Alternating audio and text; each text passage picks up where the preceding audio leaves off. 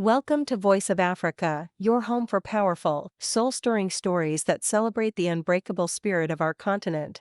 Today, we dive into an epic tale of resilience, hope, and transformation, one that will grip your heart from the first whisper of despair to the triumphant roar of victory. This is the unforgettable journey of Skolola, a girl born in the shadows of Lagos gutters, who rose to become a beacon of light for the forgotten. If you're new here, hit that subscribe button, smash the like, and turn on notifications so you never miss a story that ignites your soul. Now, settle in, grab your popcorn, and let's unravel this mesmerizing odyssey together. The humid air of Lagos hung heavy, laced with the acrid smoke of roadside fires and the distant hum of Danfo buses grinding through traffic.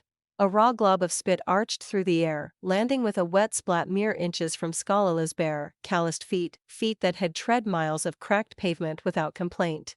At just 12 years old, she had mastered the art of stillness, her small frame unyielding against the world's cruelty. The market woman's voice erupted like thunder, sharp and venomous. "Dirty thing, you and that mad which you call mother better scatter from here before I pour hot oil on your heads and watch you dance like possessed spirits." Skalula's fingers dug into her mother Obini's thin arm, holding her steady on the grimy pavement beside an overflowing gutter that reeked of decay. Obini, oblivious to the insult, sat cross-legged, her trembling hands carving frantic, invisible symbols into the reddish dust, as if mapping out a world only her shattered mind could navigate. Her once vibrant wrapper, now faded and torn, slipped loosely from her shoulders, exposing a patchwork of old scars, marks from falls, fights with phantoms, and the unrelenting bite of street life. Her eyes, wide and unfocused, darted wildly, chasing shadows and whispers that no one else could hear or see. Passers-by shuffled past in the bustling Mile 12 market, some slowed to gawk, their faces twisting in fleeting pity that evaporated like morning dew. Others sneered, shaking their heads in disapproval before quickening their pace, as if madness were contagious. No one paused to offer a coin, a word, or a hand. No one ever did. Skalola's young body housed an ancient soul, forged in the fires of hardship that most adults never faced. The taunts, gutter rat, cursed child, daughter of the mad one, had become background noise, echoing through her days without drawing a single tear. She'd learned early that crying changed nothing. What truly wounded her, like a thorn embedded deep, was the empty kind of sympathy, the glances that said "poor thing," but never led to action, leaving her to wonder if she was truly invisible. On those rare, precious days when Obini's fog lifted just a little, she'd hum ancient Yoruba lullabies, her voice soft like a gentle harmattan breeze, and stroke Skalola's hair, calling her "my little princess, my star from the heavens." Those moments were treasures, brief flashes of the mother she might have been, but they vanished as quickly as they came, swallowed by the madness that gripped her tighter each time. Far more often, Obini battled unseen enemies, screaming at her reflection in oily puddles, flinging stones at imaginary demons lurking in the corners of her vision, or bolting into traffic to escape horrors that clawed at her from within. Skolola had no father to anchor her, no name whispered in stories, no faded photograph hidden in a pocket, not even a vague memory to cling to in the dark nights. "Who's my daddy?" she'd asked once, years ago, her voice small and hopeful. Obini's response, delivered through vacant, haunted eyes: "The rain, child." Maybe the rain brought him, or perhaps the wind carried him away. The conversation ended there, a door slammed shut forever, leaving Skolola to piece together her identity from fragments of nothing. Their so-called home was a dilapidated kiosk on the market's edge, its corrugated roof half caved in, offering scant protection from the pounding rains that turned their world to mud, or the blistering sun that baked their skin like clay in a kiln. A flattened cardboard box, scavenged from a fruit seller's discard pile, served as their mattress. Silence, broken only by Obini's murmurs, was their blanket. Dreams? Skolola had long forgotten how to weave them. Survival was her only script, recited daily in the ritual of waking to Obini's piercing screams at dawn, wrapping her arms around the thrashing woman with soothing whispers, "It's me, mommy.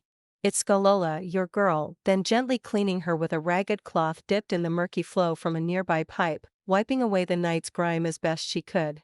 They trudged to their familiar begging spot, Obini settling into her trance while Skolola kept watch, her eyes scanning for any sign of kindness amid the sea of indifference. Occasionally, a merciful soul would drop a few coins into their outstretched palms, the clink a momentary victory. Far more often, the gifts were insults, hurled like stones to bruise the spirit. That particular morning, Skolola had leaned close, her voice a desperate plea. "Mommy, no talking today, eh? Just sit quiet like a statue." But a beanie suddenly lurched to her feet, her eyes wild, pointing accusingly at a passing Okada motorcycle. "My wings. You thief, you hid them in your boot. Give them back or the ancestors will curse you." The rider swerved, horn blaring in alarm, nearly clipping a vendor's stall. Skala's cheeks flushed hot with shame, her heart pounding as she met the curious stare of a schoolgirl across the bustling road, her uniform starched and neat, a colorful lunchbox swinging from her hand like a badge of normalcy. The girl paused, whispered something to her companion, and they dissolved into giggles, their laughter a dagger twisting in Skalila's chest.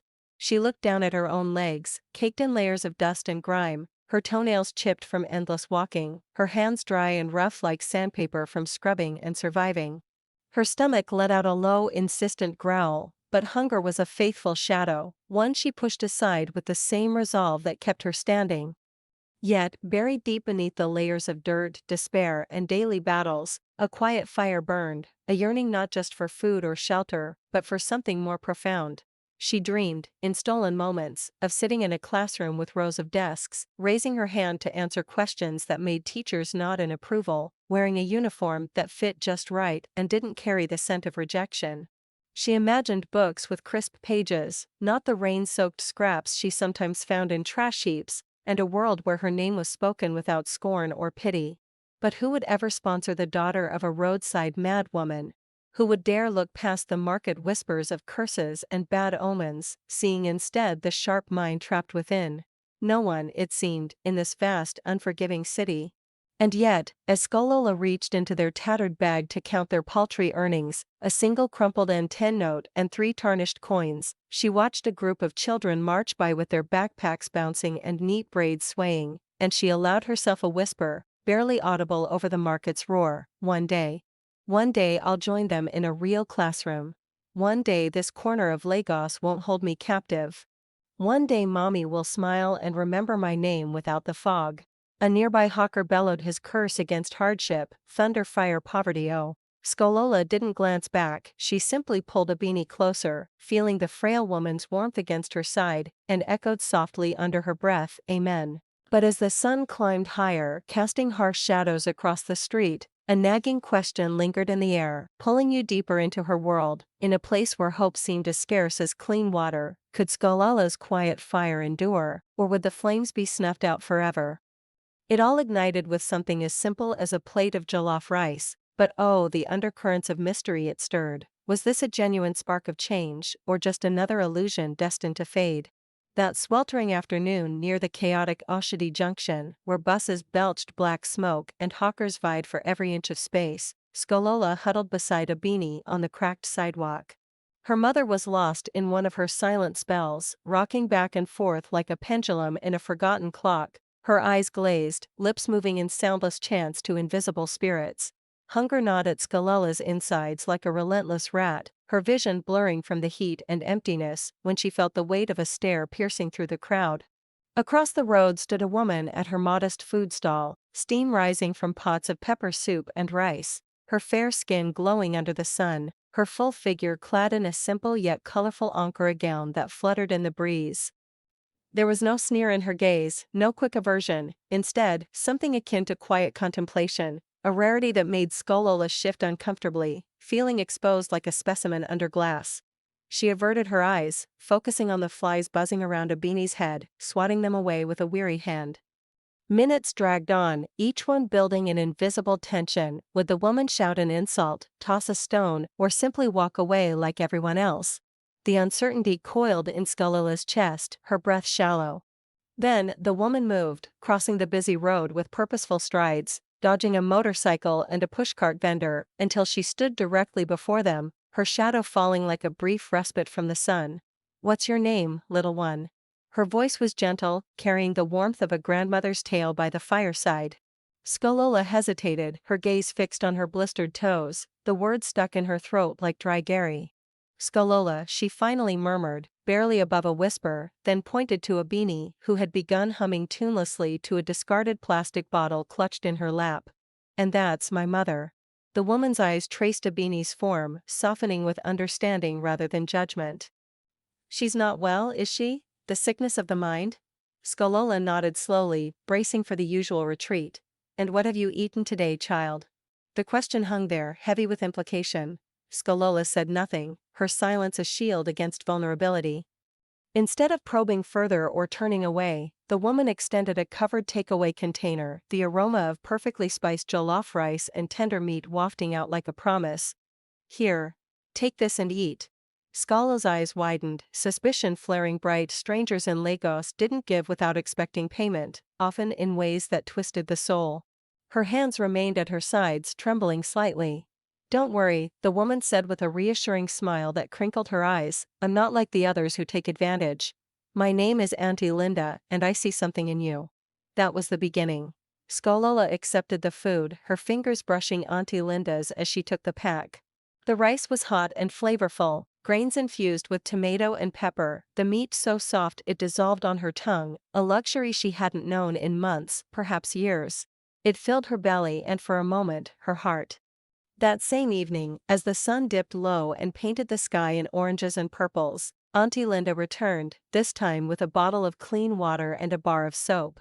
She knelt beside Skalola, helping her wash her hands with gentle care, and asked softly, Tell me your story, child. All of it. The words tumbled out then, the endless madness that stole her mother's sanity, the daily battles in the market for scraps, the brief glimpses of school she'd stolen by peeking through fences, the gnawing hunger that never relented, the fragile dreams she harbored like hidden treasures. Skalola's voice cracked midway, raw with emotion, but she held back the tears, refusing to let them fall. Auntie Linda listened without interruption, her handkerchief dabbing at Skalola's cheeks when she couldn't help it. As the stars began to prick the darkening sky, Auntie Linda stood, her decision made. Tomorrow, come to my shop early. You'll help me clean and serve. In return, I'll make sure you eat. Deal? Skalola nodded vigorously, her head bobbing like a puppet on strings, a spark of hope igniting in her chest for the first time in what felt like forever. The next morning dawned with a sense of purpose she hadn't known. Skalola arrived at the stall before the first customers, sweeping the concrete floor with a broom twice her size, scrubbing plates until they gleamed, serving bowls of soup with careful hands. She watched Auntie Linda closely, admiring how she commanded her small empire with quiet authority, her laughter ringing out to greet regulars, her bargaining sharp but fair. One lazy afternoon, as the heat lulled the market into a drowsy hush, Skalola sat under the counter, idly tracing numbers and simple sums in the loose sand with a stick she'd found. Auntie Linda leaned down, her brow furrowed in curiosity. Where did you learn to do that, eh? Those figures look like schoolwork. Skalola glanced up, shy but proud. From watching the children at the school near the expressway. I hide and listen to the teacher, memorize what she says. Auntie Linda's eyes widened in genuine surprise. You mean you've never sat in a proper classroom? Only for 3 weeks once. A kind woman paid, but she moved away and that was the end. The silence that followed was thick, charged with unspoken thoughts, as Auntie Linda straightened up, her mind clearly whirling. What was she contemplating? The suspense built in Skalola's mind, a mix of fear and excitement. A week later, the answer came in the form of a brand-new exercise book and a pack of sharpened pencils, handed over with a wink. Practice what you hear, child. Skalola clutched them like sacred artifacts, her fingers tracing the smooth covers. But Auntie Linda's generosity didn't end there. Oh no, she was building towards something bigger, and the tension simmered like stew on a low flame. 3 weeks later, the moment arrived. Skalola stood at the entrance of a modest public school, her heart thundering like tribal drums, dressed in a second-hand uniform Auntie Linda had haggled for at the thrift market. It hung loose on her slight frame, but to Skalola it felt like a queen's robe. Behave yourself, oh, Auntie Linda warned at the gate, her voice stern but her eyes twinkling with pride. Make me proud. I don't have money to throw away on nonsense.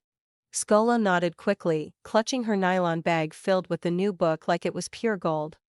Stepping into the classroom was like entering another realm, the dusty air filled with the scent of chalk and old wood, children staring at the newcomer with curiosity and whispers. Giggles rippled through the room at her oversized clothes, but when the teacher posed the first question, a simple arithmetic problem, and Skalula's hand shot up, her answer delivered with clear precision before anyone else could speak, the giggles faded.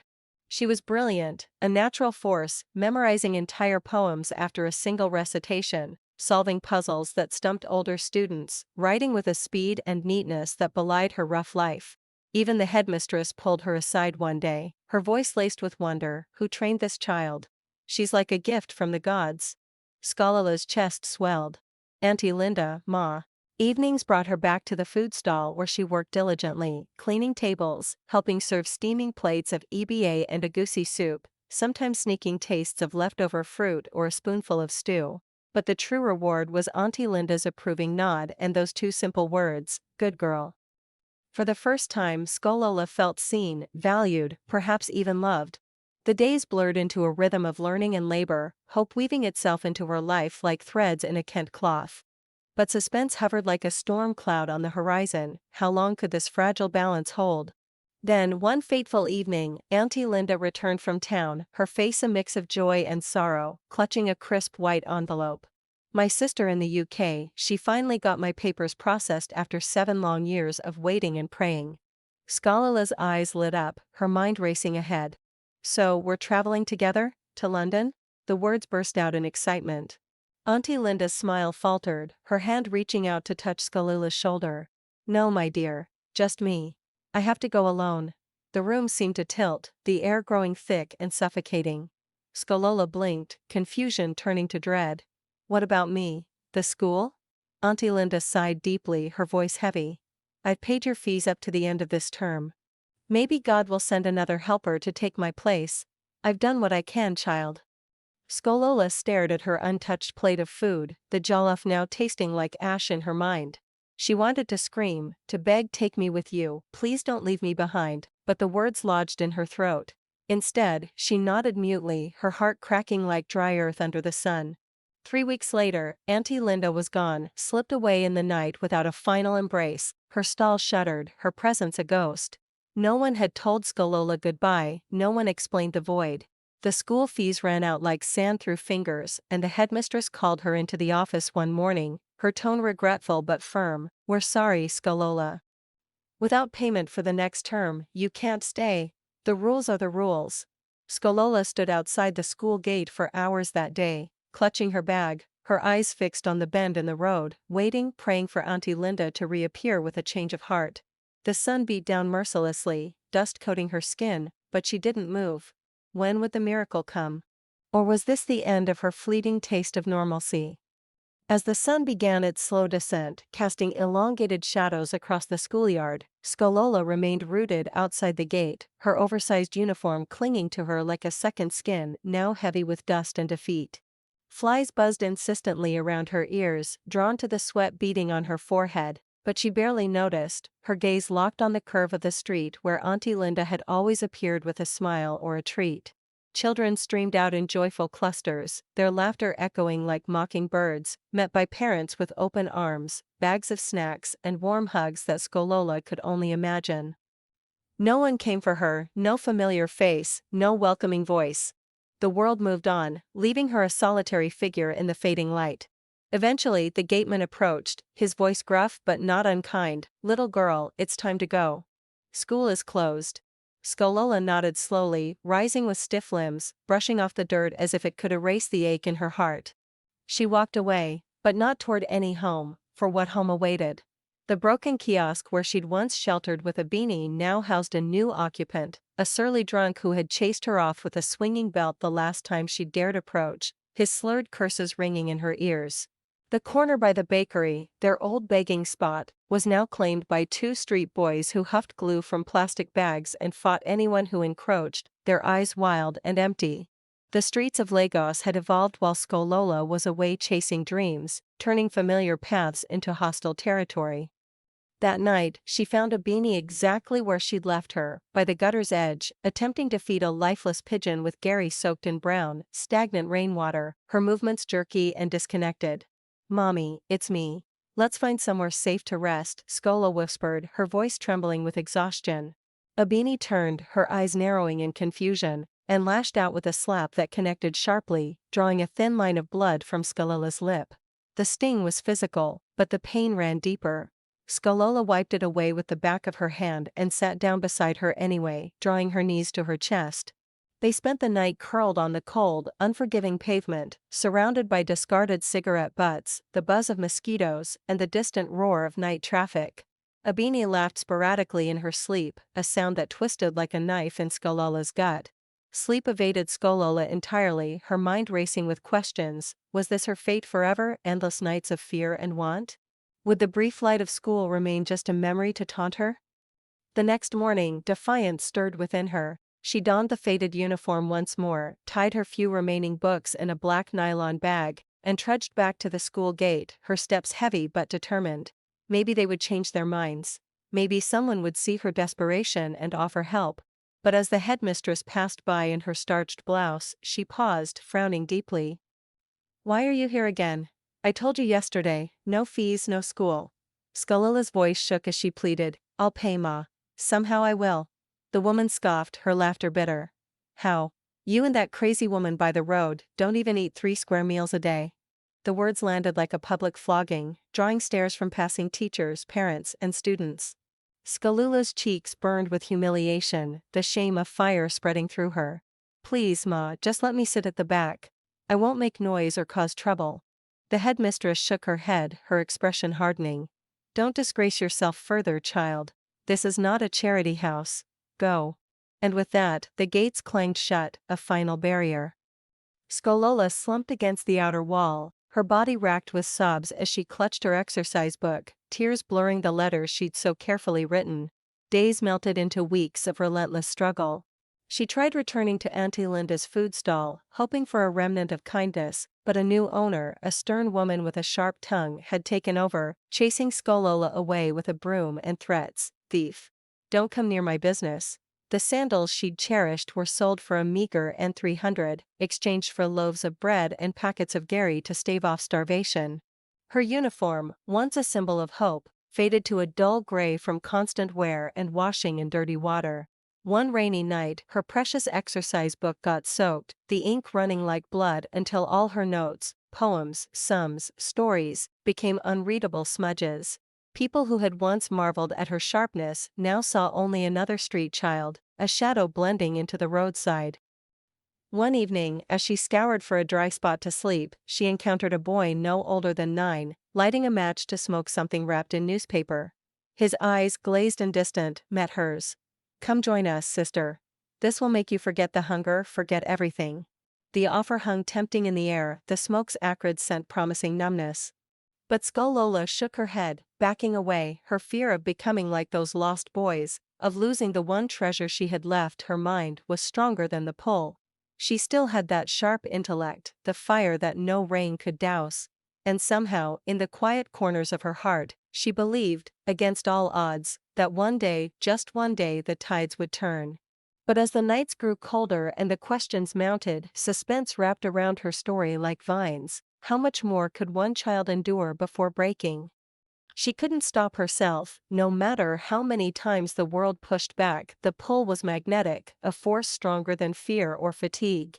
No insult could deter her, no chase could quench her thirst for knowledge. Every morning, as the first light pierced the Lagos skyline and privileged children laced up their shoes, tucking in crisp white shirts with careless ease, Skalola would find her way to the back fence of City Crest Academy. It was a private school that gleamed like a distant palace from her world of gutters and grime, walls painted in shimmering gold, windows of polished glass reflecting the sun's rays like jewels, students arriving in blazers and sparkling shoes, their names embroidered neatly on pockets. She had no place there, not even a whisper of belonging, but that didn't stop her. There was a secret spot, a small ledge by a cracked open window at the rear of a classroom, shaded by an ancient mango tree whose branches hung low, providing cover from prying eyes. No one ever ventured there, and from that perch, Skalola could see it all: the chalkboard scrawled with equations, the teacher explaining vowels and verbs with animated gestures, the students scribbling in their notebooks. She'd mouth the answers silently to herself, her lips forming words like incantations, clutching a broken pencil stub as if it were a talisman. Her original notebook long destroyed, she made do with scraps, old flyers from market stalls, torn bits of tissue boxes, anything with a blank side to capture the lessons. Each day she lingered until the lunch bell rang, then slipped away like a shadow, heart pounding from the thrill and terror of discovery. But suspense built with every visit. How long before someone noticed the ragged girl with the bright, hungry eyes? One Monday, as the teacher droned on about history, the inevitable happened. A sharp voice cut through. "Hey, who's that peeking from behind the window?" Skolola froze, her blood turning to ice. The class turned as one, a boy pointing with disgust. "It's that crazy girl again, the one who follows us like a ghost." Laughter erupted, cruel and echoing, as the teacher stormed to the back, flinging open the door with a bang. "What do you want here, eh? Who sent you to spy?" Skolola stammered, her voice small. I just want to learn, Ma. Please, let me listen from outside." The teacher's face twisted. "Are you mad? Do you think this is a free market or a public park? Go and tell your mother to pay school fees first, if you even know who your mother is." The words sliced deep, Skolola's lips parting in shock but no sound emerging. The teacher grabbed a thin stick from the desk, raising it high.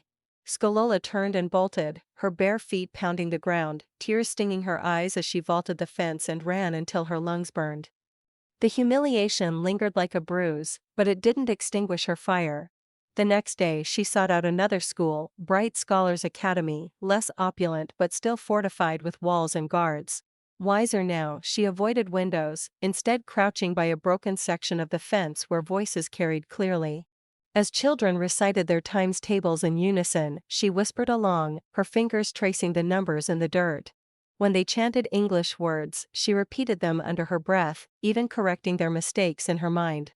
But danger lurked here too. One morning, a curious boy spotted her through the gap and hurled a stone, which, "Go away, you're distracting us with your juju." The rock grazed her shoulder, drawing a sharp pain, but Skolola didn't flinch outwardly, holding back tears. Another child joined in, shouting, "She's mad like her mummy. Go learn in a psychiatric hospital where you belong." The mockery echoed, but still, she returned the next day and the day after, her determination a shield. Pain, however, has a way of accumulating like debt. One afternoon, as she absorbed a lesson on geography, a security guard's rough hand clamped on her arm, dragging her up. "Who are you, small thief? Always sneaking around like a rat in the shadows." "I'm not a thief, sir," Skolo protested, her voice steady despite the fear. "I just want to learn something, anything." He didn't listen, shoving her to the ground with a grunt. "Next time I catch you, I'll beat you proper and call the police." As she limped away, rubbing her bruised arm, Skolola glanced back at the school, the bright walls, the desks filled with books, the blackboard alive with knowledge. It was everything she craved, yet untouchable, like stars in the night sky. She found a nearby tree, sat in its shade, and began writing multiplication tables in the dust with a stick, her mind racing through calculations even as her body ached. When the wind swept them away, she started over, undaunted. That night, as a beanie babbled incoherently beside her in their makeshift sleep spot, clutching a twig like a precious doll, Skolola gazed up at the twinkling stars piercing the polluted city sky. "God," she whispered, her voice raw with desperation, "why did you make me so smart if you're going to lock all the doors to school? Did you give me this brain just to watch me suffer on these streets?" There was no thunderous reply, no sign from above, just the ceaseless honk of distant cars and the quiet, stifled sobs of a child whose spirit refused to break. The suspense thickened. Would her relentless pursuit lead to salvation or deeper heartbreak? The first time Skolola balanced a tray of sachet water on her head, the weight felt like a mountain pressing down, threatening to snap her slender neck. She was barefoot, the hot asphalt searing her soles as she adjusted the rusted metal tray, loaded with packets of pure water that were barely cool, begged on credit from Mama Doris's roadside shop. "Don't break any the shop owner had warned, her eyes narrow. "If one falls, you pay from your pocket. If I see you sitting to rest like a lazy bone, you pay double." Skolola had nodded solemnly, used to rules that bit like thorns. She stepped into the frenzy of the Lagos roads, where survival was a brutal dance. At 12, she was a minnow in a sea of sharks, grown women hawkers shoving her aside with elbows like weapons, boys twice her size snatching customers with sly grins and calling her small mad girl to undermine her sales. Buses roared past, their sides brushing dangerously close, drivers yelling obscenities as she darted between lanes. The pure water business was war, each sail a hard-won battle. With every packet handed over for N10, she'd murmur to herself, 5 naira closer to food for mommy. Her goal was stark, feed Abini, nothing more, no grand ambitions, no fantasies of luxury, just enough to keep the madness from worsening with hunger. By midday, the sun was a merciless hammer, her legs shaking like leaves in the wind, lips cracked and bleeding from the dry heat. She found a sliver of shade under a faded billboard advertising some long-forgotten product and sank down, the tray balanced carefully beside her. She'd sold 12 sachets, and won 20 in total. If she pushed for 10 more, she'd have enough for Gary and okra soup, perhaps even a bit of dried fish. A middle-aged man in a worn suit walked past, his eyes softening at the sight of her. He paused, reached into his pocket, and dropped a now 200 note into the tray. "Go buy something proper to eat, little one," he said kindly, his voice carrying a hint of sorrow. Skalola's eyes widened in disbelief. "Thank you, sir," she whispered, gratitude flooding her. But as he turned the corner, suspense twisted the moment. A teenage boy lunged from the shadows, snatching the note with lightning speed and bolting into the market's maze. "Stop, thief!" Skalola screamed, leaping up and giving chase, her tray abandoned, feet pounding the ground. She weaved through stalls and crowds, but he vanished like smoke. She stopped, chest heaving, eyes burning with unshed tears. Sinking by the gutter, she sobbed openly, the world blurring around her. People hurried past, their faces indifferent, no one stopped to console or help. That evening, with what little she'd earned, she returned to the roadside where Abini sat, humming a disjointed tune and clapping her hands like a child at play. Skalola forced a smile, hiding her defeat. "Mommy, I brought bread." Abini looked up, her expression puzzled. "Who are you? The angel with black wings come to take me?" Skalola's heart ached as she sat beside her, tearing the bread into small, manageable pieces and feeding her mother slowly, patiently. She didn't eat herself, the tiredness was too deep, the disappointment too raw. Later that night, near the kiosk they sometimes claimed for shelter, Skalola found a shard of broken mirror glinting in the moonlight. She stared into it, her reflection a stranger, face sunburned and peeling, eyes swollen from crying, lips cracked and bloody. She looked nothing like the polished students she'd envied. And yet, in that moment, she whispered a math question to test herself. "When you divide 6 by 3, what do you get?" 2, she answered with a faint smile, the correctness a small victory. No matter how the world battered her, her mind remained a fortress, sharp and unyielding. It was that fire that propelled her back to the roads the next day, tray reloaded, feet raw but steps steady. She was selling water, but in her soul she was chasing something far greater, a chance however slim, to prove that the daughter of a mad woman could rise above the streets. But as the days wore on, the question loomed larger, would her endurance lead to breakthrough or bury her deeper? Skalola had absolutely no business being anywhere near Queen's Crest International School. It was a fortress of privilege, with towering gates polished to a shine, guarded by men in crisp navy uniforms with radios crackling at their belts. Children arrived in sleek, air-conditioned SUVs, escorted by drivers in white gloves, their laughter light and carefree. The walls shimmered with fresh paint, the glass windows sparkling like diamonds under the sun. This was a realm for the elite, the children of billionaires and politicians, definitely not for a barefoot girl whose mother begged by gutters. But Skalola had glimpsed it from afar too many times, its allure pulling her like a siren's song. That day, something deep within whispered, "Go closer, just to see." With no money, no plan, and no right to be there, she crept along the side fence where bushes and weeds grew wild and untamed. Her heart hammered as she spotted a narrow gap near a drainage pipe, thorns scratching her arms as she squeezed through, holding her breath. Emerging on the other side, she expected alarms or shouts, but silence greeted her, only the distant chatter of classes. She darted from tree to tree, hiding behind manicured flower beds, ducking low whenever a teacher or student passed. Finally, she found a secluded spot behind a massive mango tree on the backfield, its leaves providing perfect cover. From there, through an open window, she could eavesdrop on a junior classroom, the teacher's voice clear as she explained fractions. Skalola crouched low, pulling out her pencil stub and a scrap of nylon from her pocket, copying down the lesson with focused intensity. She was halfway through, sounding out a tricky English passage under her breath, when a soft voice shattered the quiet behind her. "You're the girl they always chase away from other schools, aren't you?" Skalala's heart stopped cold, her body tensing like a coiled spring. She spun around slowly. Standing there was a girl her age, hair braided in perfect cornrows adorned with beads, uniform spotless and ironed, a name tag glinting in the light, Jessica Agu. I didn't mean any harm, Skalala stammered, backing away, her eyes darting for an escape. "I was just listening. I'll go now." Jessica tilted her head curiously, no malice in her expression. "Why do you do it? Sneak around like this?" Skalala blinked, caught off guard by the lack of anger. "Because I want to learn. More than anything." Jessica stepped closer, her polished black shoes silent on the soft grass. "You don't go to school at all?" "No. My mother, she's sick. We live on the streets, begging." Jessica looked down, fiddling with her skirt. "People laugh at me too, you know. They say I'm dumb, that my dad just paid the school to pass me every year. I sit out here during lunch because I can't face them." A long pregnant silence stretched between them, two girls from opposite worlds sizing each other up. Then Jessica smiled tentatively. "Do you want to sit with me?" Skalala hesitated, suspicion warring with longing. Jessica sat first on the grass, patting the spot beside her.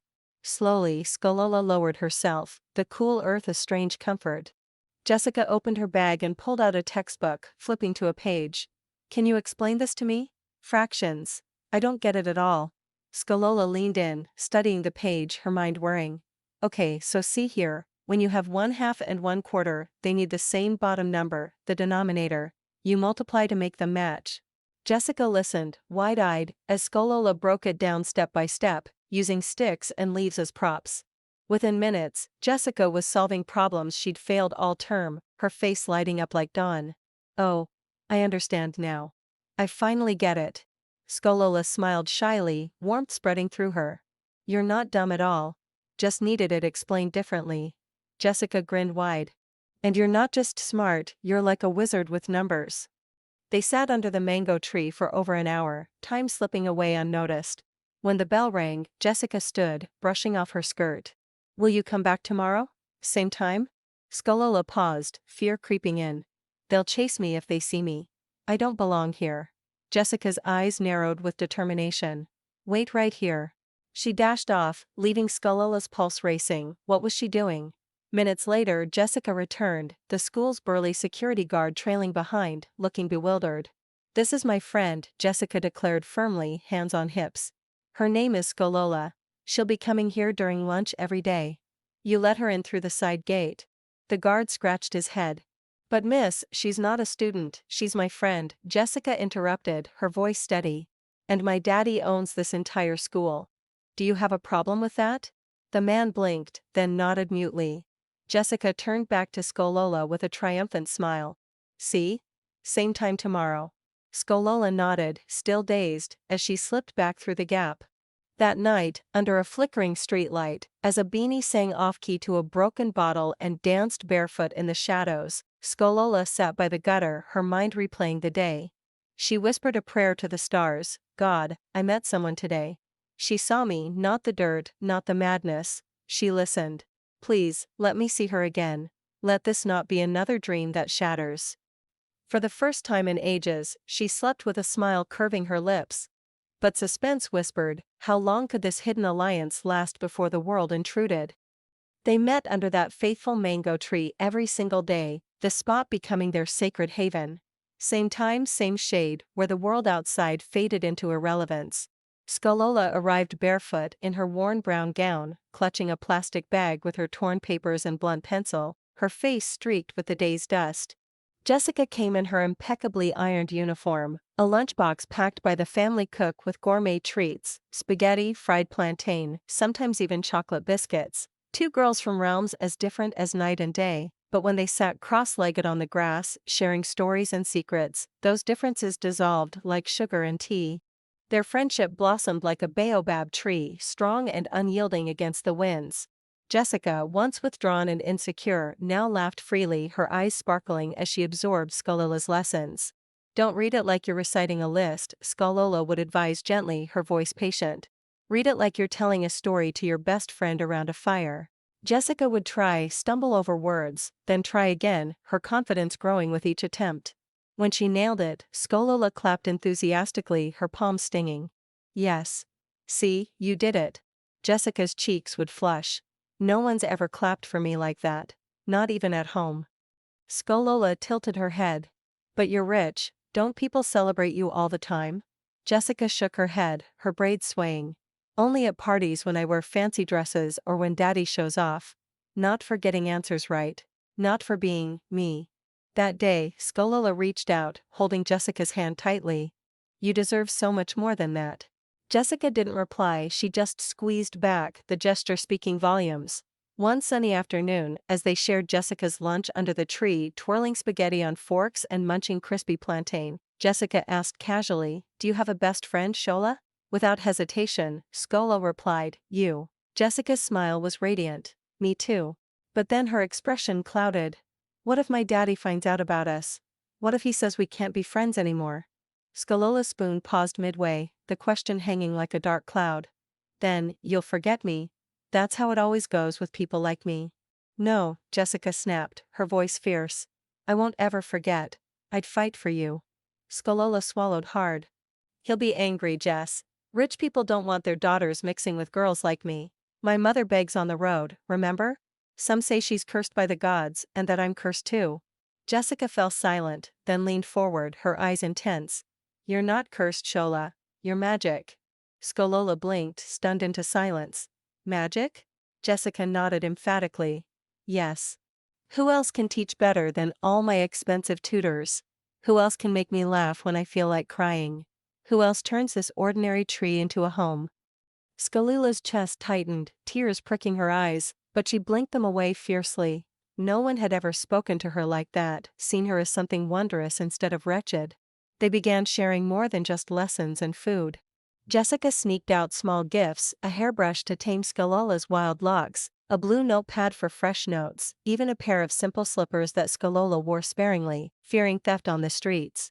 In return, Skolola shared stories, weaving tales from her imagination and fragments of Yoruba folklore, stories of stars falling in love with street children, girls who built schools from dreams, and mothers healed by magical rains that washed away madness. Jessica listened rapt, her chin on her hands, every word a balm to her isolated world. For the first time, Jessica didn't feel alone in her gilded cage, and Skolola didn't feel invisible in her rags. But they guarded their secret like a precious gem. Jessica told no one, not her teachers who marveled at her sudden improvement, not her classmates who whispered enviously, and certainly not her father, Chief Egu, the formidable billionaire whose name commanded respect and fear across Lagos. How could she explain to a man who dominated oil empires and appeared on national TV that her best friend was a street girl with no shoes? The risk loomed, adding layers of suspense to their meetings. One day, Skolola didn't arrive on time. Jessica paced under the tree, checking her fancy wristwatch every few minutes, 30 minutes late, then an hour. Panic clawed at her. Had something happened? Was Skolola sick, hurt, or chased away for good? She was about to run to the gate when a breathless voice called, "Jessica." There was Skolola, panting, her legs muddied, but smiling through the exhaustion. "I'm sorry, my mom had a bad episode." She ran into the busy road, chasing shadows. "I had to pull her back before a car hit her." Jessica rushed forward, enveloping her in a tight hug. "I thought you weren't coming. Don't scare me like that." "Even if I had to crawl through thorns, I'd come." Jessica pulled away, her eyes serious. "One day, I'll tell my dad about you. I promise." Skalola's throat tightened. What if he says no? What if he bans me? Jessica's gaze burned with resolve. Then I'll scream and fight until he says yes. That night, under the dim glow of a flickering street lamp, Skolola lay beside a beanie, who hummed tunelessly while cradling a smooth stone like a newborn. Skolola stared at the polluted sky, stars faint but persistent. "God," she whispered, "I've never had a friend before, not like this. Please don't let me lose her." She reached into her pocket, pulling out the notepad Jessica had gifted, flipping to the first page where a crude drawing waited, two stick figures holding hands under a mango tree, one in a uniform, one in rags, both with wide smiles. Skolola traced it with her finger, a smile tugging at her lips. She closed her eyes, and for the first time, sleep came without the grip of fear. Yet the tension simmered. When would the secret unravel? The morning unfolded like any other at Queen's Crest, but an undercurrent of restlessness hummed through Jessica. She sat through her classes distracted, her foot tapping impatiently under the desk, her mind wandering to the mango tree and the girl who had transformed her world. Teachers praised her improved performance, she had answered 2 literature questions correctly, drawing nods of approval, and even the principal had mentioned her during morning assembly as an example of dedicated progress. But Jessica brushed it off. None of them knew the truth. It wasn't the expensive private coaches her father had hired in the past. It was Skolola, the barefoot genius with a heart as vast as the ocean, explaining concepts in ways that clicked like puzzle pieces. Jessica couldn't wait for lunch, her heart racing with anticipation. At precisely 12:35 p.m., she slipped out to their spot, armed with 2 spoons, an overflowing lunchbox, and Skolola's favorite chocolate biscuits tucked away. Then she heard it, the low, ominous hum of black SUVs rolling through the gates, their engines purring like contented lions. Students craned their necks, teachers froze mid-lecture, security men straightened their uniforms and saluted sharply. Jessica's stomach plummeted like a stone in a well. "Daddy? Why is he here today?" Chief Agu never visited unannounced, his schedule was a fortress of meetings and deals. His presence alone shifted the air, commanding every space before he uttered a word. Jessica stood quickly, brushing crumbs from her skirt, her mind whirling. Should she hide the lunchbox, run back to class? Before she could decide, Skolola appeared, breathless as always, her smile bright. "I'm here." "Sorry, I had to fetch water from the public tap before coming." The line was long. But Jessica's face was pale, her eyes locked on the imposing figure stepping out of the lead SUV. Tall, dark-skinned, dressed in a tailored black kaftan and gleaming leather sandals, Chief Agu strode forward, his assistants flanking him like shadows. "Jessica," his deep voice boomed across the lawn, carrying authority that made others step aside. She turned, forcing a smile. "Daddy, what are you doing here? What are you doing out here alone during lunch?" Jessica swallowed hard, her throat dry. "I was having lunch." His brow furrowed. "With who?" "You're not with your classmates." Before she could answer, his gaze shifted to the side, landing on Skolola, a girl in a tattered gown, legs dusted with dirt, holding a worn nylon bag and a half-eaten biscuit from Jessica's lunch. His expression tightened, confusion mixing with something unreadable. "And who is this?" Skolola bowed her head low, her body trembling like a leaf in the wind, words failing her. Jessica stepped protectively in front. "This is Skolola, Daddy. She's my friend." Chief Agu blinked, his voice incredulous. "You're what?" "She helps me with schoolwork. She teaches me during lunch." He stared. "Excuse me?" "Teaches you." Jessica took a deep breath, standing taller. "The reason I've been doing so well lately, getting good grades, answering in class, it's because of her." A heavy silence descended, the kind that stretches time and heightens every heartbeat. Chief Agu's eyes remained fixed on the quivering girl behind his daughter, taking in her bare feet, her fearful posture. Then, quietly, "Who are your parents, child?" Skolola barely lifted her head, her voice a cracked whisper. "I don't know my father, sir. My mother, she's sick. She begs by the roadside near Ashadi. People call her mad. We have no home, no family." One of the assistants shifted uncomfortably, but Chief Agu's face stayed impassive. "You're not in school?" Skolola shook her head. "No." "Why not?" "No one to pay the fees, sir. My only sponsor left the country 2 years ago." Jessica grabbed Skolola's hand, squeezing it tight, a lifeline. Chief Agu watched the gesture, and for the first time, a flicker of softness crossed his features. "You've been coming here every day, teaching my daughter in secret." It wasn't a question. Jessica nodded. "I wanted to tell you, but I was scared." His voice lowered. "Scared of me?" "Scared you'd make her go away," Jessica whispered. The billionaire turned back to Skolola, who flinched instinctively. "I'm not here to hurt you," he said slowly, his tone gentler. "Take me to your mother. Please." Skolola's eyes widened in terror. "Sir, please don't punish her. She doesn't know I come here. She's not well. If I have to stop, I'll stop. Just don't hurt Mommy." Chief Agu knelt slightly, meeting her gaze. "I won't. I give you my word. I just want to see her." Jessica looked up at her father. "Promise you won't chase Shola away." He regarded both girls, their linked hands, their shared plea, and nodded. I promise. 30 minutes later, the convoy of SUVs pulled into a dusty side street near mile 12, the air thick with flies and the stench of burning trash. Skololo pointed with a shaking finger.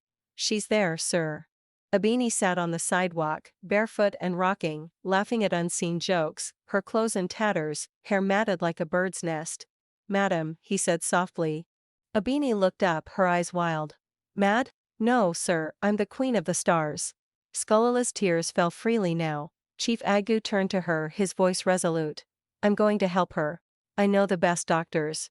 She needs proper care, a hospital, medication. Please, Skolola begged, I don't want money or anything. Just make her okay. He stood, barking orders to his assistant, get Dr. Aisha on the line immediately. Psychiatric unit, full treatment, no delays. Spare no expense. Then, turning back to Skolola, he placed a firm hand on her shoulder. And you, child? From today, you are no longer a homeless girl.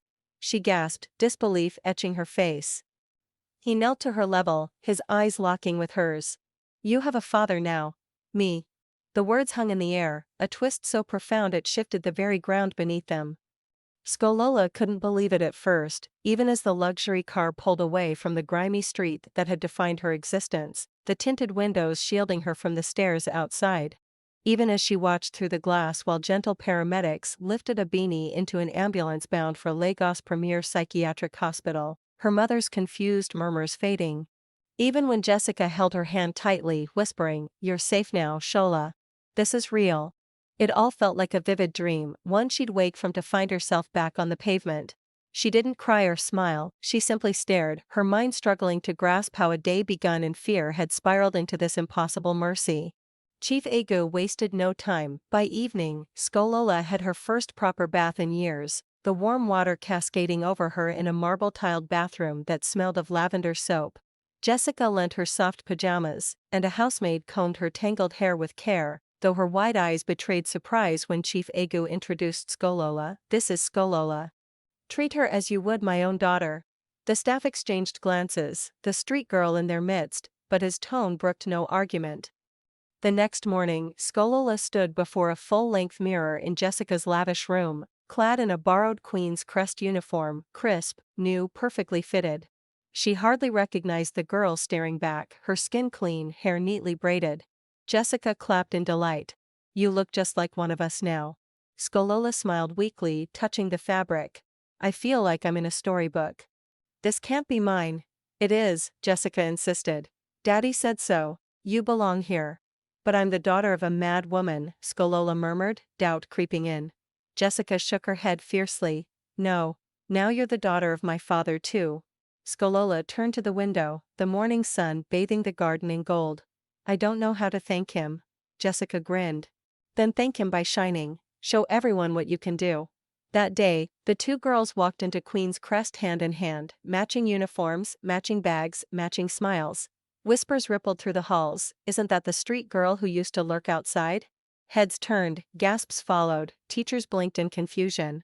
But Skolola held her head high, no more sneaking or peeping, she entered through the front gates as a full student. In class, she raised her hand for every question, her answers precise and insightful. By day's end, the teachers convened with the principal. Where did this girl come from? She's not just smart, she's exceptional, a prodigy. The principal smiled knowingly. From the streets, they say. But now she's family to Chief Agu. Meanwhile, true to his word, Chief Agu ensured Abini received top-tier care at a private facility. Dr. Aisha, the lead psychiatrist, met with him. Her condition is severe, likely schizophrenia exacerbated by trauma and neglect, but treatable. With medication, therapy, and structure, there's real hope for recovery.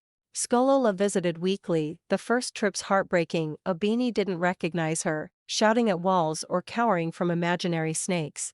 But on the fifth visit, as Skolola sat holding her hand, Abini paused mid-rant, her eyes focusing. You look like the sky, my star. Skolola burst into tears, hugging her tightly. Weeks turned to months. Skolola adapted slowly to her new reality. She still jolted awake some nights, gasping, convinced she was back on the sidewalk. She flinched at sudden movements, echoes of past chases. But gradually her smiles came easier, her laughter rang freer. She participated in class debates, made tentative friends, though none rivaled Jessica.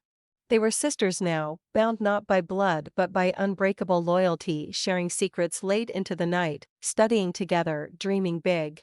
Jessica's grades skyrocketed, her confidence blooming like a flower in spring.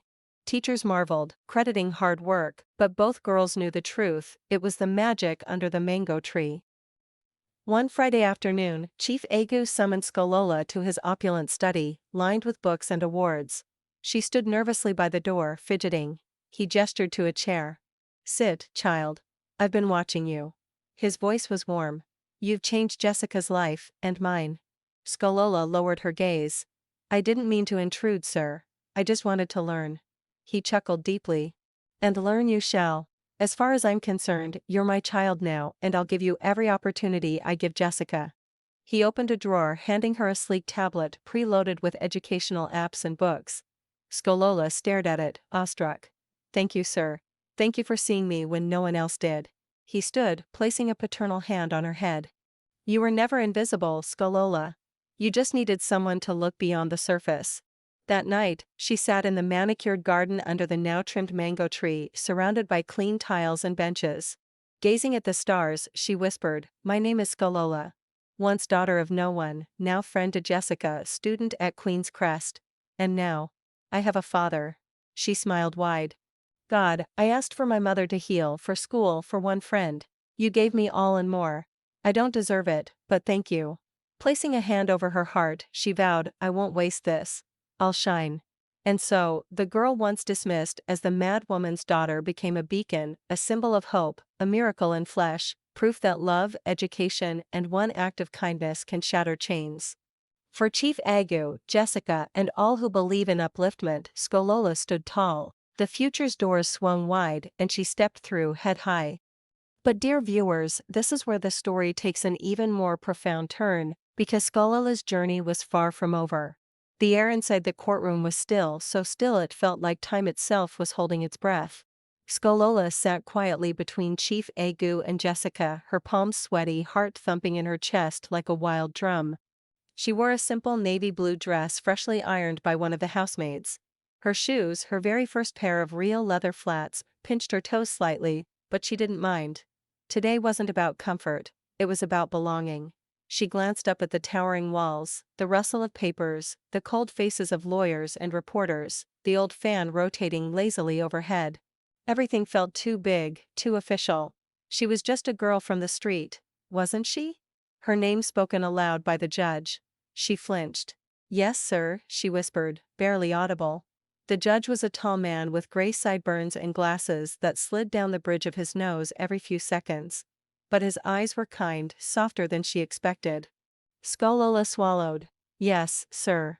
Chief Agu wants to adopt me. And how do you feel about that?" Her throat tightened. She looked at Chief Agu, who gave her a small nod, reassuring, steady, like the ground beneath her feet when the world shook. "I feel like I'm finally home," she whispered. The judge leaned forward slightly. "Are you sure you want this? You're not being forced?" Skolola turned to Jessica, whose eyes brimmed with silent excitement. Then she looked at the man who had once pulled her from the pit of poverty and placed her at the head of his table. "No one forced me," she said louder. "Now I choose him." There was a murmur across the room. The judge smiled gently and turned the page before him. "By the authority vested in this court in the state of Lagos, I hereby approve the petition of Chief Maxwell Agu to adopt the minor Skolola into his legal and rightful custody." He raised the gavel. "This court recognizes Skolola Agu as the lawful daughter of Chief Agu from this day forward." The gavel struck wood, and something inside Skolola shattered, something heavy, something old. The walls around her heart that had stood like prison gates since childhood finally crumbled. She wasn't nobody anymore. She was Skolola Agu, daughter of a billionaire, daughter of love. Tears spilled down her cheeks before she could stop them. She gasped as Jessica wrapped her arms around her neck, sobbing into her shoulder. "We're sisters now," Jessica cried. "We've always been," Skolola whispered. The media outside exploded with questions as the three stepped out of the courtroom. Cameras flashed. Reporters shoved microphones in their faces. "Chief Agu, why adopt a street girl?" "Skolola, how do you feel today?" "Jessica, what does this mean for your family?" But none of them mattered. Not now.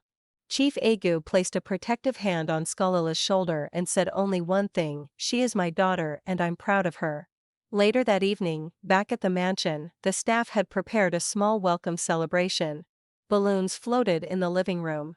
The cook prepared fried rice and peppered chicken. Even the housekeeper, who once frowned at Skolola's dusty feet, now smiled and handed her a wrapped gift. Jessica grabbed her by the hand and led her to the dining room where a white cake stood on the table.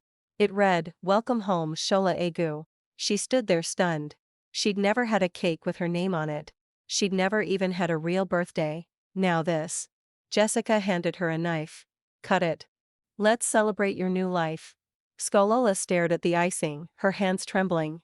But just before she cut in, she turned to Chief Agu, her voice quivering. "Why me, sir? There are so many children like me. Why did you choose me?" Chief Agu didn't speak right away. He walked to her, knelt so their eyes were level, and replied, "Because when I found you, you had nothing. But you gave my daughter everything: joy, confidence, hope. And without even knowing it, you gave me something too, a second chance to be a father." Skolola's lips trembled. "I don't know how to be a daughter. I've never had a family." He smiled gently. "Then we'll learn together." She nodded slowly, then sliced into the cake. That night, as the celebration faded and the mansion quieted down, Skolola sat on the balcony outside her new bedroom, staring at the stars. Her heart felt full but confused. How had a girl from the gutter ended up in a place like this? "God," she whispered into the night. "I promise I won't let you down." Somewhere down the hallway, Jessica was already snoring. Somewhere across town, her mother slept in a hospital bed, still calling stars by the wrong names. And somewhere deep within her soul, Skolola felt something she had never known before: peace. Real peace. Because finally, at last, she was no longer alone.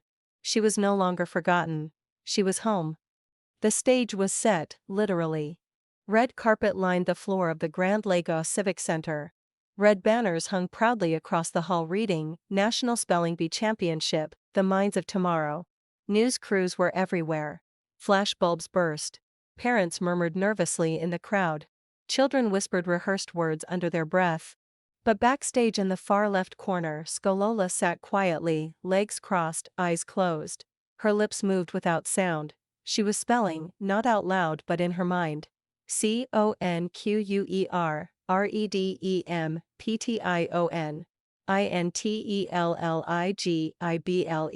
Words were her comfort zone now. Each one a key unlocking the doors poverty had once sealed. Jessica nudged her gently. "Nervous?" Skolola opened her eyes. "No, just ready." Jessica smiled. "Let's do this for the mango tree." Skolola grinned. For the mango tree. They were among the top 5 finalists in the country. Each one a child genius from a top-tier private school.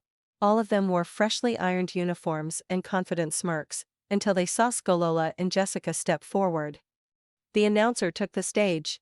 "Welcome, ladies and gentlemen. We are down to our final 3 contestants." Applause erupted from Queen's Crest International. Miss Jessica Agu and Miss Skolola Agu. The crowd murmured. Some whispered, "That's the girl from the news, the one Chief Agu adopted. Wasn't she homeless?" She looked out at the front row where Chief Agu sat in a gray kaftan, calm and composed. His eyes met hers. He gave a slow, firm nod. She nodded back. The spelling rounds began. One by one, students were eliminated. Words twisted tongues. Nerves betrayed sharp minds. But Skolola flowed like water, her voice steady, her memory flawless. Philanthropy. Ubiquitous. Correct. Correct. Correct. Jessica was just behind her, matching her for every round. The 2 girls, now known nationwide as the Queens of Queen's Crest, became the talk of the room. And then, it came down to just 2, Jessica and Skolola, best friends, sisters, now rivals. The announcer cleared his throat. "Miss Jessica Agu, please step forward." Jessica adjusted her collar and approached the microphone. "Your word is chiaroscuro." Jessica blinked. Chiaroscuro. She took a breath. CHIAROSCUREO. The judge's eyebrows twitched. A buzzer rang. The announcer winced. "Incorrect. It's CHIAROSCURO. No E." Jessica bit her lip, face falling. but she turned and gave Skolola a thumbs up. No bitterness, no envy, just pride. It was now Skolola's turn. The hall was silent. The announcer stepped forward. Miss Skolola Egu, if you spell this correctly, you will be our national champion. She stepped up. Your word is epistemology. The room collectively inhaled, the kind of word that paralyzes even the best students.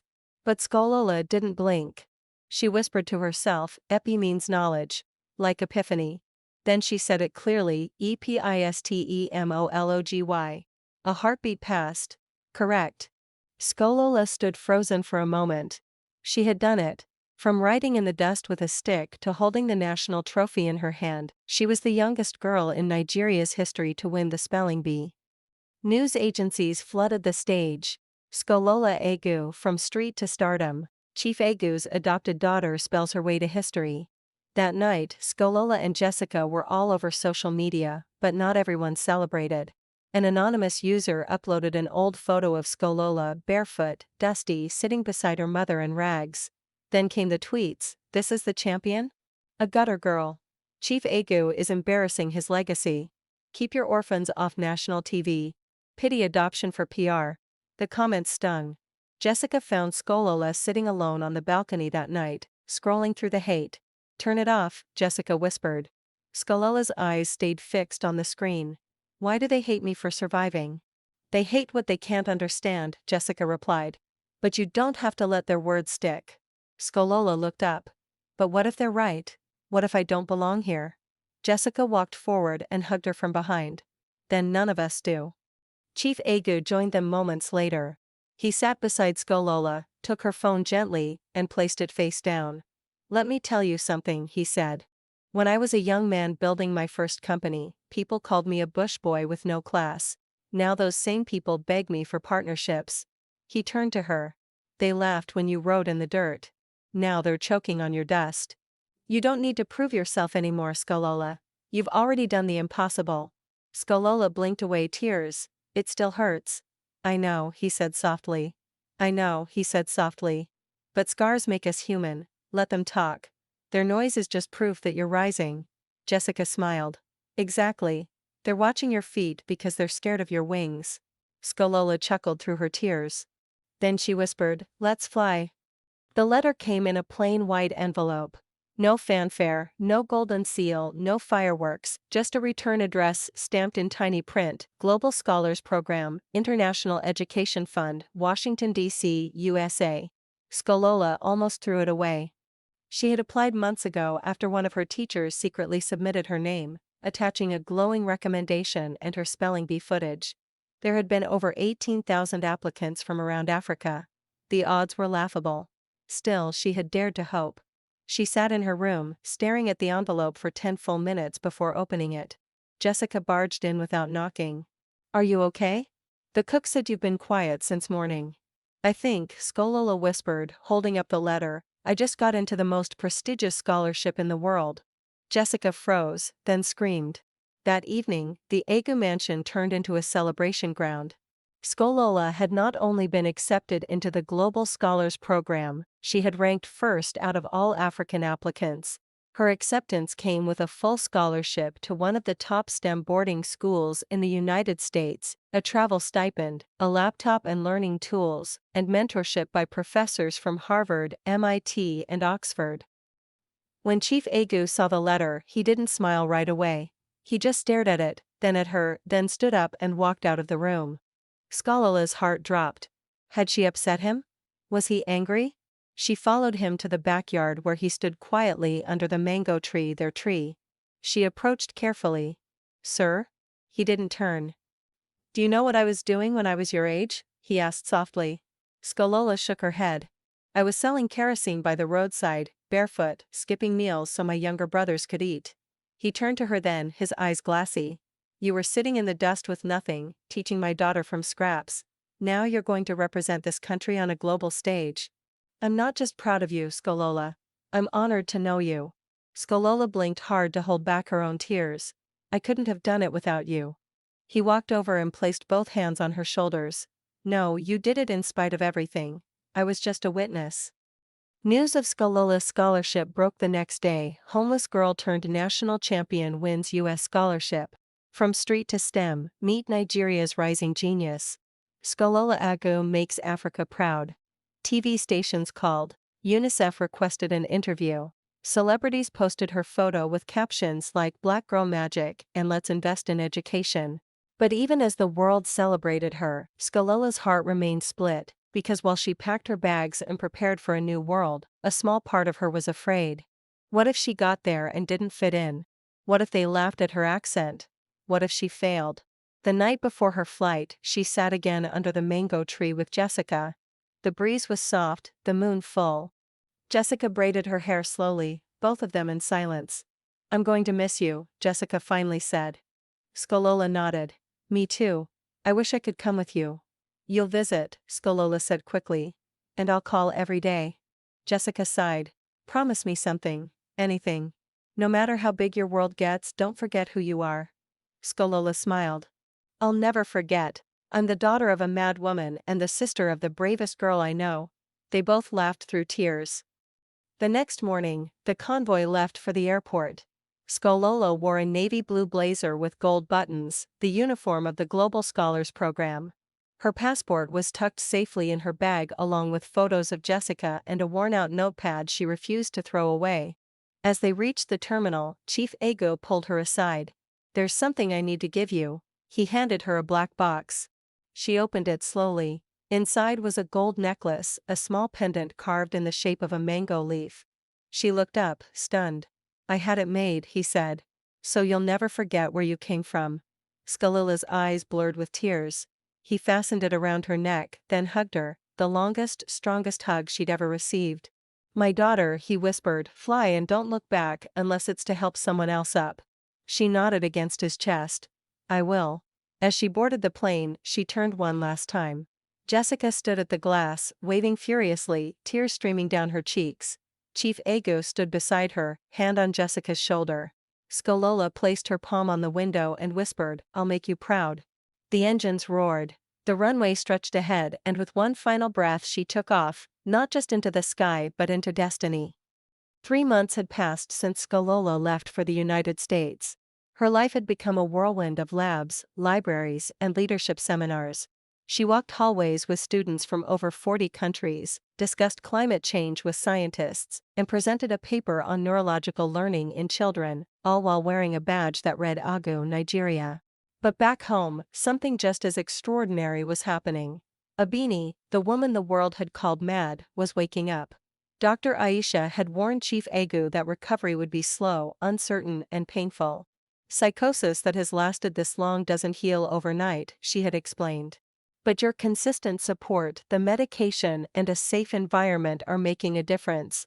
At first, there were only flickers, a blink at sunlight without screaming, whispering lullabies instead of shouting at walls. Then came the day she asked, "Where's my plate?" like a person fully present. The medical team watched her like a miracle. By month 4, she could string conversations. By month 5, she was attending therapy and asking questions. And by month 6, the question came, "Where's my daughter?" The nurse froze. "Your daughter?" "Yes," Abini said softly, tapping her chest. "She used to call me Mommy. Where is she?" The hospital immediately contacted Chief Agu. Within hours, he booked a flight and called Skolola overseas. "Your mother is coming back," he said gently, "and she's asking for you." Skolola's heart skipped. Is she okay?" "She's not the same, but she's no longer lost." Tears pooled in her eyes. "I'm coming home." It was raining the morning Skolola arrived at the hospital. She stepped out of the car slowly, clutching a bouquet of sunflowers, Abini's favorite, or at least the flowers she used to mumble about during lucid moments.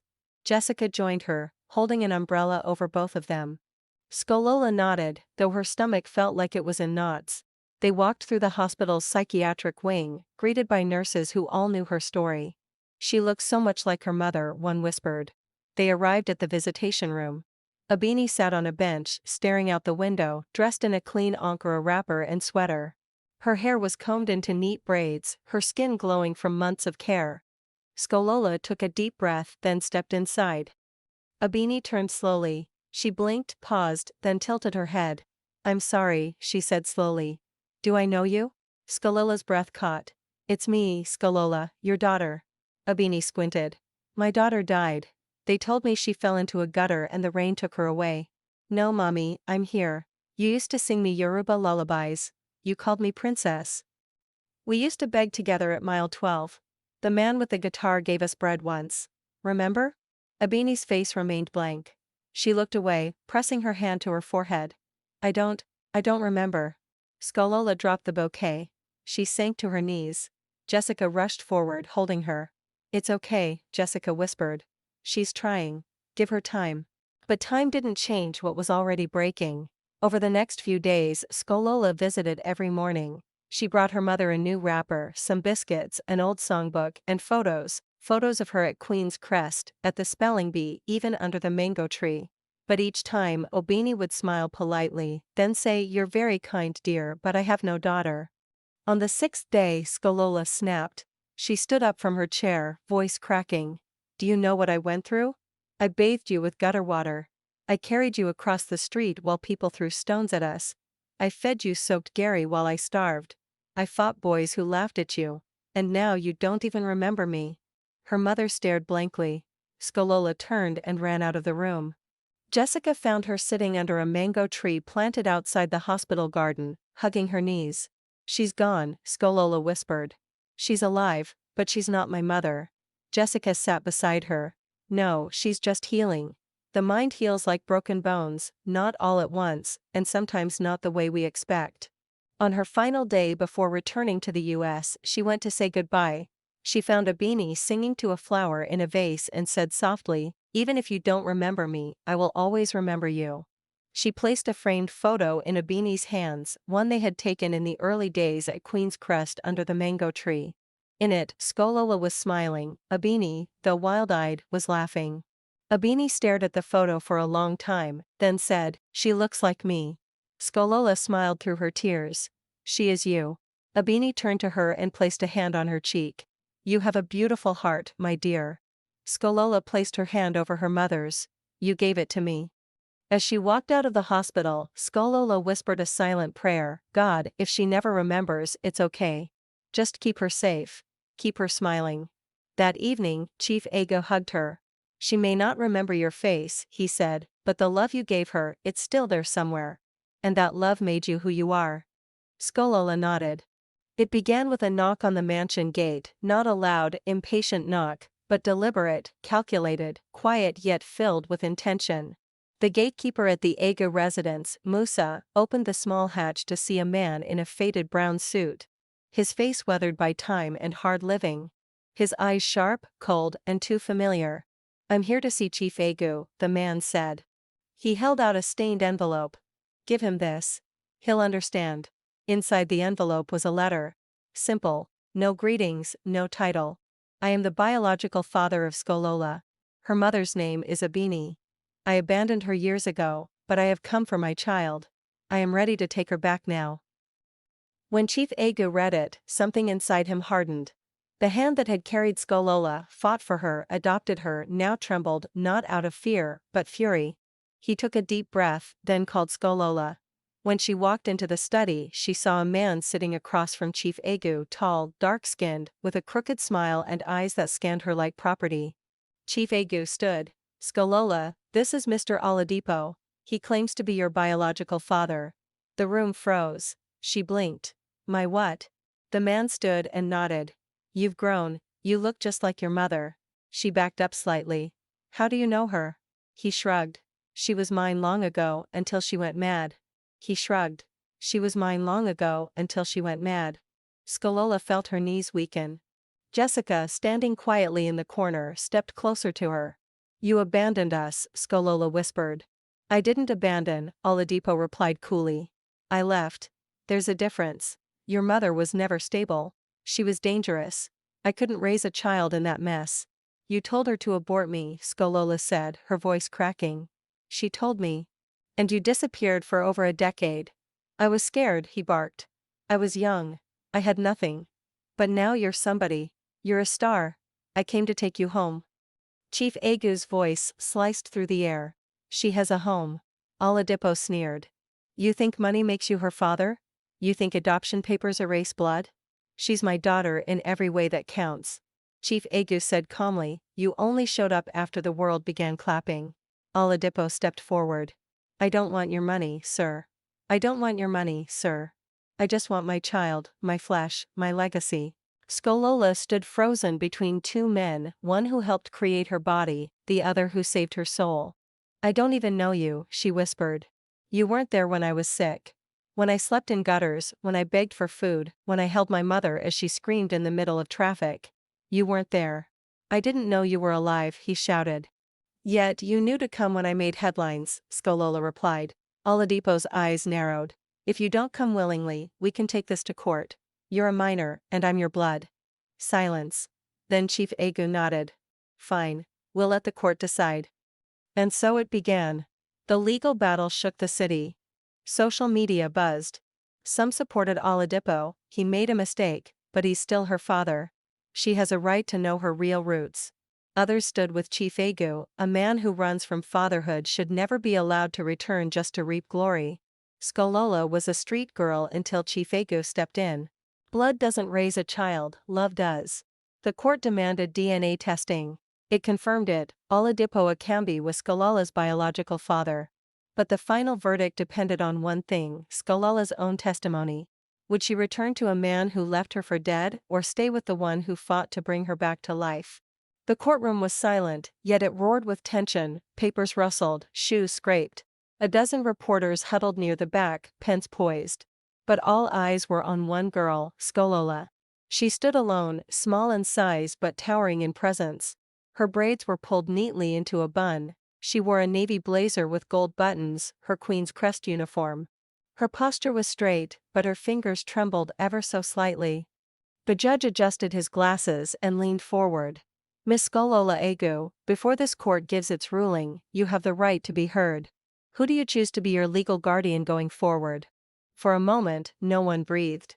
Skolola took a step forward and looked at the two men seated at opposite sides of the courtroom. To the left sat Oladipo Akambi, her biological father. He wore a borrowed suit and had a legal team behind him, paid by a sponsor who smelled publicity. He looked uncomfortable in the role of father but desperate for relevance. To the right sat Chief Maxwell Agu, dignified in a dark blue kaftan, his eyes calm but unreadable. He hadn't said much throughout the trial, letting his love and his record speak louder than any testimony. Skolola turned back to the judge. Her voice was soft at first. When I was born, one man gave me life, but then he left. She swallowed hard. My mother begged him to stay. He walked away. He never returned, never checked on us. Not once. Not when we slept in gutters, not when we were starving, not when we were starving, not when people called us cursed. Her eyes filled, but she held her composure. I used to dream he'd come back and say sorry, that he'd kneel down and hug me and say I was wrong. But he didn't. He only came back when I was on the news, when I won, when I was worth something. She turned to look directly at Oladipo. I forgive you, sir, but I don't owe you my future. The courtroom shifted, whispers, stunned glances. Skolola turned again to Chief Agu. But this man found me in rags under a mango tree, teaching his daughter with a stick in the dirt. I didn't ask for help. I didn't even know how to ask. But he gave me more than help. She placed a hand on her heart. He gave me a name, a bed, a toothbrush, a chance. She smiled. He taught me what it means to be loved. And never once has he asked for anything in return. Tears now streamed down her cheeks, but her voice only grew stronger. So I choose him. I choose Chief Maxwell Agu. Not because he's rich, not because he's famous, but because he saw me when the world walked past me. She turned back to the judge. I choose the man who gave me life by loving me, not just the one who helped me exist. Silence, then a single clap. It came from the back of the room, Jessica, who had snuck into the gallery, her eyes wet with pride. More claps followed. The judge tapped his gavel gently. This court hereby rules in favor of continued custody under Chief Maxwell Agu. All biological claims are considered closed. This case is settled. Skolola, what do you say to those who say blood is thicker than water? Did you reject your father for money? What happens to your real family now? Skolola simply raised her chin and said, love is thicker than blood, and walked into Chief Agu's waiting arms. That evening, back at the mansion, there was no party, no press conference, just peace. The kind of quiet that wraps around you like a warm blanket. Jessica, barefoot, sat cross-legged on the rug as Skolola curled up beside her on the couch. "I was scared," Skolola whispered. Jessica grinned. "You didn't look scared. You looked like a queen." Skolola smiled, but her eyes turned distant. 10 years later, the once dusty courtyard of Queen's Crest International School now had a golden plaque near the front gate, in honor of Skolola Egu, from street to scholar. Inside the grand event hall, red carpet shimmered under crystal chandeliers, soft music played from a string quartet, and guests in suits and gowns gathered in celebration. Cameras flashed as two women stepped onto the red carpet arm in arm. Dr. Skolola Agu, now 22, radiant in a fitted green gown, her name embroidered in gold thread along the hem, and beside her, Barrister Jessica Agu, dressed in deep blue, the same color she wore the day they met under the mango tree. The two sisters, one student and teacher, now stood as equals, icons, leaders, changemakers. Skolola had just completed her medical degree with distinction, specializing in neuropsychiatry, the very field that once defined her deepest wound. She now walked hospital corridors with confidence, diagnosing patients, treating trauma, and restoring dignity to those whom the world had labeled crazy. Because she knew their pain, she had lived it. She had held her mother's hand when no one else would. Jessica, on the other hand, had become one of Nigeria's youngest and most fearless human rights lawyers, defending children accused of witchcraft, advocating for prison reform, and known in the courts as the voice of the voiceless.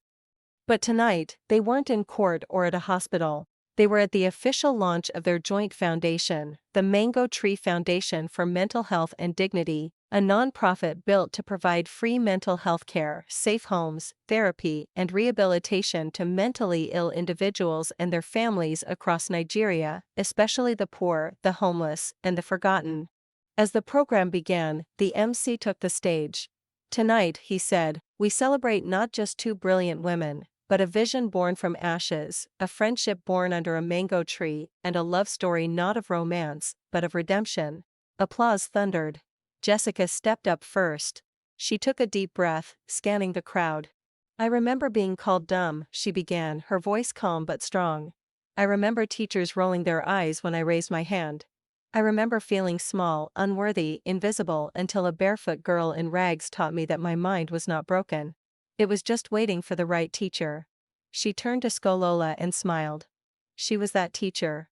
The crowd clapped as Jessica stepped back and gestured for Skolola to come forward. Skolola approached the mic, holding a small notepad, not because she needed it, but because she still carried reminders of where she came from. "I was called the daughter of a mad woman," she said plainly. "I was chased from schools, slapped by strangers, and laughed at while my mother begged for bread." The hall grew quiet. "I never thought I'd be standing here, let alone wearing a doctor's coat, let alone opening a foundation. But I'm here because one man saw me, one girl believed in me, and one mango tree became my classroom. For a long time, I thought being wanted by my real father would fix something, like maybe if he came back, it would heal the hole I carried." She paused, her eyes on Jessica. "But now I know that hole was filled a long time ago, not by him, but by all of you, by Dad, by you, by this home." Later that night, as guests sipped juice and celebrated, Chief Egu stood in a quiet corner of the courtyard, smiling silently as he watched the two young women. Jessica was speaking to a judge from Abuja, Skolola was laughing with a group of international doctors. Two girls he had once called my daughters, now leaders in their own right. "You gave me daughters I didn't ask for, but I will spend my life protecting." The following week, the foundation opened its first facility, a bright, clean space in Lagos mainland, offering free therapy, medication, meals, and shelter to people suffering from schizophrenia, bipolar disorder, postpartum depression, and trauma. The reception area had a mural on one wall, a large painting of a mango tree with two girls sitting underneath it, one in a blazer, one in a ragged dress, both smiling. Above them were words written in golden ink: "Wounds can teach what textbooks cannot. Dignity is a human right. No mind is too broken to heal." On the day of the ribbon cutting, a familiar face walked in, Abini, Skalala's mother, now stable, living in a group home and helping teach art therapy to other patients. When she saw the mural, she paused. That's beautiful, she whispered. It looks like someone I used to know. She didn't need to, because some memories live in the heart, even when the mind forgets. And so, the daughter of a mad woman became a healer of the mind. The girl once called dumb became a defender of truth. Together they built not just a foundation, but a future. The sun was beginning to set over Lagos, casting long golden shadows across the courtyard of the newly opened mango tree foundation. Children played by the side garden. A woman in a lilac headscarf swept the front steps, humming softly. Inside the hall, soft gospel music played over the speakers as nurses handed out evening medication to the residents. But outside, under the real mango tree planted at the center of the compound, Skolola sat alone, barefoot, peaceful, no security guards, no cameras, no media attention, just her, a gentle breeze, and the quiet rustle of mango leaves overhead. She was no longer the girl who had hidden behind school windows. She was Dr. Skolola Egu, one of the youngest neuropsychiatrists in the country. But even with all the titles and accolades, she still returned to this tree, because it was under a mango tree where her life had changed, where she first taught, where she was first seen, where hope was born. Footsteps approached behind her. "You're hiding again," Jessica teased, plopping beside her on the grass in a crisp white blouse and black heels. "I'm reflecting," Skolola replied, eyes still closed. Jessica grinned. "Same thing." They sat in silence for a while, watching the sky change color. "Do you ever miss it?" Jessica asked suddenly. "Miss what?" "The mango tree at Queen's Crest. The way we used to sneak lunch together, solve math problems, and dream about what we'd become." Skolola opened her eyes and smiled. "I don't miss it, I carry it." Jessica turned. "What do you mean?" Skolola pointed to her chest. "It's here. Every time I speak to a patient who's forgotten their name, every time I hug a mother who thinks her child is cursed, every time I see a girl with a notepad under a bridge, I remember who I was, and I remember what we built." Jessica nodded, emotion catching in her throat. "You think people will ever stop judging the mentally ill?" Skolola was quiet for a moment, then said, "Maybe not. But even if they don't, they'll never be able to say again that no one cared." Later that evening, the foundation held a quiet memorial in honor of a patient who had passed away, an elderly woman who died peacefully in her sleep, holding a photo of her son she hadn't seen in 30 years. Skolola led the prayer. Afterward, she stood with the woman's daughter, holding her hand. "She was not mad," Skolola said. "She was misunderstood, and now she is free." The woman wept into her arms. Jessica watched from a distance. "She's not just a doctor," one of the nurses whispered nearby. "She's a light." And truly, Skolola had become more than her name. She had become a symbol of survival, of education, of second chances. That weekend, Chief Egu threw a private dinner in the mansion garden, just family and close friends. Abini was there, sitting gracefully, her eyes clearer than they had ever been. She no longer remembered the streets or the voices that haunted her, but she remembered music. She sang softly that night as a young boy strummed a guitar nearby. Skolola watched her from across the table, holding back tears. Jessica leaned in. "She may not remember you fully, but you made her whole again." Skolola nodded. "And that's enough." Later that night, Chief Egu stood to give a toast. "To daughters," he said, raising his glass. "Daughters who remind us that family isn't who we create, it's who we fight for." He looked at both girls. "You saved my life, each in your own way. And through you, many more will live." Skolola stood next. She turned to him. "I used to beg the stars to just see me, not to rescue me, not to make me rich, just see me. And then one day a man did." She raised her glass. "To the man who didn't just see a mad woman's child, but saw a daughter." The room went silent, then applause erupted. As the night wound down, Skolola returned to her room, the same guest room that had become hers over a decade ago. She opened her drawer and pulled out her most prized possession, a small old notepad with frayed edges. Inside were faded scribbles, math problems written with charcoal, vowel sounds from the days she hid by the window, even Jessica's name written in shaky handwriting with a blunt pencil. She held it to her chest and whispered, "I made it, Mama." The next morning, as the gates of the Mango Tree Foundation opened to welcome a new batch of patients and volunteers, Skolola stood at the entrance beside Jessica. They wore matching shirts with the foundation's logo. Below the logo were the words, "No one is too broken to be healed." Skololo looked at the crowd, young people, elderly women, teachers, university students, journalists, all inspired by what two girls under a mango tree had started. Today, across Nigeria, the Mango Tree Foundation has opened 6 centers in 5 different states. Thousands have been treated, hundreds reunited with families, and dozens have gone on to become advocates themselves. But it all began with a homeless girl, a broken mother, a window, a friendship, and a mango tree. Scalila's story reminds us that no child is born worthless, and no condition makes someone unlovable. It proves that one act of kindness, one chance, one friendship can spark a legacy that changes the world. Share your thoughts in the comments. What touched you most in this journey? Don't forget to like this video if it inspired you, share with someone who needs hope today, and if you haven't already, please subscribe and turn on the notification bell so you don't miss our next powerful story. Thank you so much for watching, and remember, there is always hope, even under a mango tree. God bless you all.